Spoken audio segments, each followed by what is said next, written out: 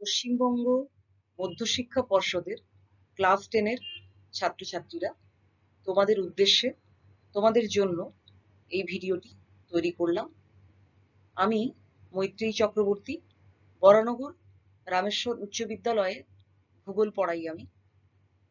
বরানগরের গঙ্গার তীরে অবস্থিত এই সুপ্রাচীন বিদ্যালয় 1835 খ্রিস্টাব্দে স্থাপিত হয়েছিল। তোমরা শুনে থাকবে এর নাম। তো এই বিদ্যালয়ে অনেকদিন ধরেই আমি ভূগোল পড়াচ্ছি এবং এটা বলার অপেক্ষা রাখে না, তোমরা প্রত্যেকে এবং আমরা শিক্ষক শিক্ষিকা বোথ ওয়ে, অর্থাৎ শিক্ষক শিক্ষিকা এবং ছাত্রছাত্রী, আমাদের বহুদিনকার অভ্যেস হচ্ছে ক্লাসরুম টিচিং, অর্থাৎ অফলাইন টিচিং। অর্থাৎ আমরা ক্লাসরুমে আমরা দাঁড়িয়ে পড়াচ্ছি এবং তোমরা উল্টো দিকে বসে আছো, এটাই আমাদের পরিচিত চিত্র, তাই তো? কিন্তু এই যে কোভিড-19 বা এই যে আমাদের যা পরিস্থিতি এখন এই মুহূর্তে প্যান্ডেমিকের কারণে আমাদের সব স্কুল, কলেজ, ইউনিভার্সিটি সব বন্ধ। কিন্তু পড়াশোনাকে তো থামানো যায় না, আমাদের তো পড়তে হবে, পড়াশোনা করতেই হবে, সময় মতন পরীক্ষাও হবে। সেই কারণেই আমরা স্কুলের তরফ থেকে বেশ কিছু শিক্ষক শিক্ষিকারা এগুলো করছি কিন্তু, অর্থাৎ এই ধরনের অনলাইন টিচিং, যেটাতে আমরা এতদিন ধরে অভ্যস্ত ছিলাম না, সেটা করছি প্রায় শুরুর দিক থেকেই, মানে মার্চের এন্ড অর বলা যেতে পারে এপ্রিলের শুরুর দিক থেকে আমরা এইভাবে করছি। সেটা গুগল মিটে অনলাইন ক্লাস করে হোক বা ভিডিও তৈরি করে হোক, আমাদের ছাত্রদের জন্য করছি, সব ক্লাসের জন্যই, এবং আমাদের ছাত্ররা দীর্ঘদিন ধরে উপকৃতও হচ্ছে। তো আমার হঠাৎ করে মাথায় এলো, কেন আমাদের শুধু স্কুলের ছাত্রছাত্রীদের উপকার হবে, একই সঙ্গে কেন না আরো একটু বৃহত্তর ছাত্রছাত্রী, অর্থাৎ পশ্চিমবঙ্গের অন্যান্য ছাত্রছাত্রীরাও তো এর উপকার নিতে পারে। তাহলে সেটাকে একটু ওয়াইড স্প্রেড করার জন্য আমরা ইউটিউবে দিতে পারি। সে কারণেই আমি তৈরি করছি। যদি তোমাদের ভালো লাগে বা যদি তোমাদের পছন্দ হয় বা উপকারে লাগে, তাহলে আমার খুব ভালো লাগবে এবং আমি আরো কিছু ভিডিও বানাতে পারবো। তো আজকের আমাদের ক্লাস শুরু হবে, মানে আমার যেটা আমার আলোচ্য বিষয় সেটা আমি তোমাদের পরবর্তী স্লাইডে শুরু করছি। কেমন? আজ আমি তোমাদের ক্লাস নেব population of India, lecture 1, class 10। তোমরা দেখতে পাচ্ছ প্রত্যেকের স্ক্রিনে ভারতের জনসংখ্যা, বাংলাতে বলে। আচ্ছা, ক্লাসটা শুরু করার আগে একটা ছোট্ট করে কথা বলে নিই আমি। সেটা হচ্ছে, এখানে স্লাইডগুলো তোমরা ইংলিশে দেখতে পাচ্ছ, কিন্তু আমি বলবো বাংলায়। অর্থাৎ যারা ইংলিশ মিডিয়ামে বা ইংলিশ ভার্সনে লিখবে বা বাংলা ভার্সনে যারা লিখবে, তারা বোথ যাতে লেকচারটা ফলো করতে পারো বা ভিডিওটা দেখে তোমাদের যাতে উপকার হয়, এই কারণে আমি বাংলায় বলছি, লেখাটা আছে ইংলিশে। আশা করছি তোমাদের কারোর অসুবিধে হবে না। তো প্রথমেই আমরা যেটা জানবো যে পপুলেশন কাকে বলে, পপুলেশন বা জনসংখ্যা কাকে বলে, এখানে আমাদের জেনে নিতে হবে। ভারতের জনসংখ্যার কিছু আলোচনা আমরা আজকে করছি, তবে সব থেকে শুরুতে আমরা জানবো জনসংখ্যা কাকে বলে। জনসংখ্যা কি, এখানে দেখো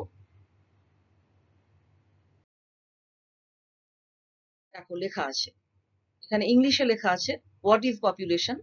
the total number of persons inhabiting a country, city or any district or area. ইংলিশে এখানে লেখা আছে, আমি বাংলায় বলছি। জনসংখ্যা কাকে বলে? কোনো নির্দিষ্ট দেশে বা কোনো ভৌগোলিক অঞ্চলে যে মোট জনসংখ্যার পরিমাণ, একেই বলা হয় জনসংখ্যা। বুঝতে পেরেছো তোমরা? এবং তোমরা জেনে রাখো যে এই মুহূর্তে জনসংখ্যার, মোট জনসংখ্যার বিচারে সারা পৃথিবীতে ভারতের স্থান দ্বিতীয়, সেকেন্ড পজিশন হোল্ড করে এই মুহূর্তে ইন্ডিয়া। সারা পৃথিবীর মোট জনসংখ্যার প্রায় 17.7%, 17.7% শুধু ইন্ডিয়াতেই রয়েছে, ভারতেই রয়েছে। কেমন? প্রায় 138 কোটি মোট জনসংখ্যা, মোর দ্যান দ্যাট। এই মুহূর্তে যদি আমি আজকের তারিখে দেখি, তাহলে কিন্তু তার থেকেও বেশি, আরো 10 to 15 lakhs মোর, 138 কোটির থেকেও আরো প্রায় 10-15 লক্ষ বেশি। তাহলে এটা আমাদের মোট জনসংখ্যার পরিমাণ। এরপরে আমরা কি দেখব? হোয়াট ইজ পপুলেশন ডেন্সিটি, বাংলাতে যাকে বলা হয় জনঘনত্ব। ইংরেজিতে একটু পড়ি। Population density is a measurement of population per unit area or exceptionally unit volume. It is a quantity of type number density. It is frequently applied to living organisms, most of the time to humans. বাংলাতে কি? বাংলাতে হচ্ছে কোনো দেশের বা কোনো ভৌগোলিক অঞ্চলের প্রতি বর্গ কিলোমিটার আয়তনে যতজন লোক বাস করে তাকেই বলা হয় জনঘনত্ব। এটা তোমরা নিশ্চয়ই বুঝতে পারছো যে কোনো একটা অঞ্চলে মোট জনসংখ্যা তো রয়েছে, যেটা আমি তোমাদের বললাম মোট জনসংখ্যা। এবার মোট জনসংখ্যাকে যদি সেই এরিয়াটার বা সেই দেশের মোট এরিয়া দিয়ে ভাগ করো, মানে মোট জনসংখ্যা ডিভাইডেড বাই এরিয়া, তাহলেই কিন্তু জনঘনত্ব বেরিয়ে যাবে। তার মানে দেখো, একটা ছোট দেশ, একটা বড় দেশ, এরকম করে যদি আমার দুটো হাত দেখতে পাচ্ছ, একটা ছোট দেশ, একটা বড় দেশ, দুটোতেই জনসংখ্যা যদি এক হয়, এটা ছোট দেশ, এটা বড় দেশ, দুটোতেই জনসংখ্যা এক, জনঘনত্ব বেশি কোথায় হবে? এখানে বেশি হবে। তার মানে জনঘনত্ব বিষয়টা আসছে মোট জনসংখ্যা এবং সেই অঞ্চল বা সেই দেশের যে মোট এরিয়া সেটা থেকে বার করা হয়। মোট জনসংখ্যা ডিভাইডেড বাই মোট জমির ক্ষেত্রফল, এইভাবে পপুলেশন ডেন্সিটিটা বের করা হয়। এই মুহূর্তে 464 পার স্কয়ার কিলোমিটার আমাদের ভারতের জনঘনত্ব, বোঝা গেছে? এবং যদি আমরা প্রত্যেকটা রাজ্য দেখি বা শহর বা মেন ইম্পর্টেন্ট স্থানগুলো দেখি ভারতবর্ষের, তাহলে কিন্তু সব জায়গাতেই যে জনঘনত্ব খুব বেশি তা না। মোস্টলি পপুলেটেড বা বেশি পপুলেশন ডেন্সিটি বা জনঘনত্ব যে সকল অঞ্চলগুলোতে বেশি রয়েছে সেগুলোর কয়েকটা নাম আমি তোমাদের বলি। বড় বড় শহরগুলো প্রায় প্রত্যেকটাই, বম্বে মানে মুম্বাই, হায়দ্রাবাদ, চেন্নাই, কলকাতা, কানপুর, এই সকল আর কি, কয়েকটা দিল্লি, এগুলো প্রত্যেকটাই অনেক বেশি জনঘনত্ব যুক্ত রাজ্য হতে পারে, শহর হতে পারে। এগুলো তো প্রত্যেকটা শহরের নামই আমি বললাম। তো এইভাবে আমাদের জিনিসটা জেনে রাখতে হবে। এই দেখো ফর্মুলাটা এখানে দেওয়া আছে, কি দেখতে পাচ্ছ এখানে? Population density equals to number of people by land area. পরিষ্কার বুঝতে পারলাম? আমরা তাহলে পরের আলোচনায় চলে যাই। দেখো, হোয়াট ইজ সেন্সাস? এই যে সেন্সাস কথাটা এখানে দেখতে পাচ্ছ, একে বাংলাতে কি বলে বলো তো? আদমশুমারি।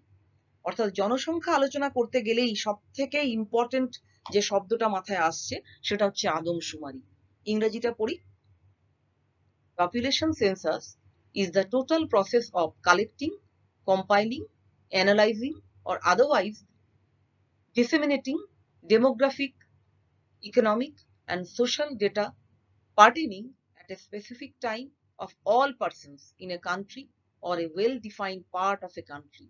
As such, the census provides the snapshot of the country's population and housing at a given point of time. এখানে একটা জিনিস তোমাদের আমি বলতে চাই বাংলায় বোঝানোর আগে, জাস্ট এ মিনিট। দেখো দেখো এই যে স্ন্যাপশট এই শব্দটা, গিভেন পয়েন্ট অফ টাইম এই শব্দটা কি কি বিষয়গুলোকে বলছে? Population, housing, demographic, economic, social data. অর্থাৎ সেন্সাস বা আদমশুমারি হলো এমন একটা পদ্ধতি যে পদ্ধতিতে কোনো একটি নির্দিষ্ট দেশের বা কোনো নির্দিষ্ট একটি ভৌগোলিক অঞ্চলের মোট জনসংখ্যার পরিমাপ করা হয় এবং তারই সঙ্গে আরো অন্যান্য কিছু সামাজিক এবং অর্থনৈতিক আরো অন্যান্য কিছু ডেটা কালেক্ট করা হয়। একই সঙ্গে ধরো কোনো একটা দেশে মোট জনসংখ্যা কত রয়েছে এটা একটা বিষয়, সেখানে মেল ফিমেল বা নারী পুরুষের সংখ্যা কত রয়েছে সেটা দেখা হয়।